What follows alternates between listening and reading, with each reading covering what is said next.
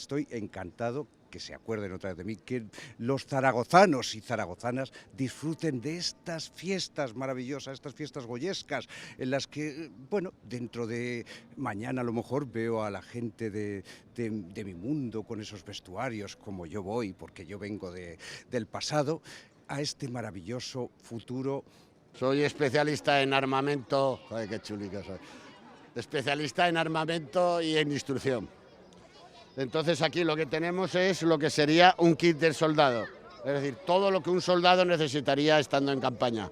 Por supuesto el arma, material para hacer la pólvora, material para limpiar y entretenimiento de las piezas del arma. Bueno, en este puesto vendemos bisutería hecha a mano de mujer, prácticamente todo es de mujer. Nos dedicamos a fabricar jabones, todo es cosmética natural, a partir de plantas, también hacemos ungüentos, aceites, cremitas, vamos, todo lo que es de uso tópico. Y vendemos 3-4 tipos de queso, los que se han dejado ordeñar, la vaca, la cabra, la oveja y la búfala. Pues yo creo que lo que vamos a hacer es dar por inaugurado el mercado de las fiestas goyescas y disfrutar mucho de estas fiestas. Va a ser maravilloso, ¿no os parece? Oh, yo lo estoy pasando espectacularmente genial.